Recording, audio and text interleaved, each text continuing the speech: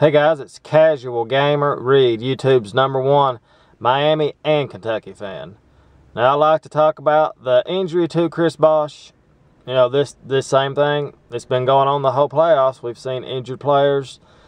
We've got Pierce and Allen for the Celtics hurt, and of course the Bulls lost their main player, Derrick Rose, for the season. But you know, the Celtics, Pierce and Allen's playing through their injuries, and now the injury bug has bitten the Heat. Chris Bosh has went down indefinitely. They're not saying when he will return, but from what I've read, he's not coming back for certain against the Pacers. So again, they're even saying he may not. I've heard different things, but who knows? It depends on Chris Bosh. I've also heard him say he probably will not be able to come back unless they get to the NBA Finals. You know, he probably will be out that long. But who knows how long he will be out for certain. But I'm pretty sure we will not see him again in the Pacers series. I can guarantee that pretty much. But they will beat the Pacers without Chris Bosh. It will be harder. You know, it will definitely be harder. But I still believe they will beat the Sixers.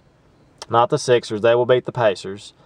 And I believe that, you know, they're going to have Chris Bosh. If they realistically want to beat the Celtics, they're going to have Chris Bosh. You know, I do not see him being able. I can see it maybe going 6-7 games without Chris Bosh, but they need him to beat the Celtics. It's going to be a hard-fought series either way, and who knows, the Celtics may not make it. You never know. Somebody may get hurt permanently or something, but I don't see how they can stop Garnett without Chris Bosh. I don't think Haslam or Anthony can do it. You know, they may be able to slow him up, but he's playing on a different level these playoffs so far, Garnett is. He's playing great. And they need somebody long like Chris Bosh. You know, got the big wingspan. They need somebody like that against Garnett. It will be a good series either way, you know, but if Bosh can't come back, and even if they got lucky and beat the Celtics somehow without Chris Bosh, you know, they're not going to be able to beat the Thunder or the Spurs, in my opinion. One of those two teams, they'll have to beat the Thunder or the Spurs, and I don't see them. They don't have a shot against either of those two teams. I mean, they've got a shot, but it's not good. It's going to be hard to beat those teams even when you're fully healthy, you know. So they need Chris Bosh. Hopefully he can get better.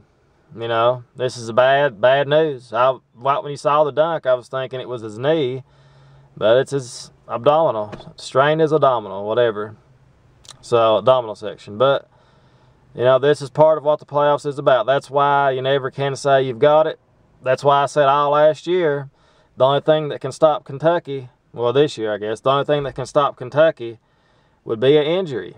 You know, and Anthony Davis almost went down with a scare there, if you remember.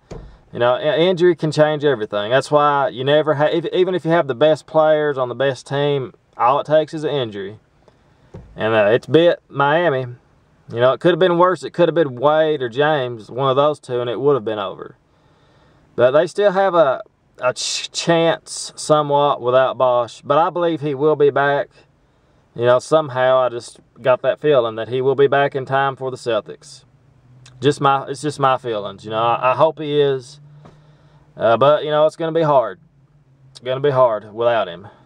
You know, so I still like the Heat to win the series in 5 or 6 games against the Pacers.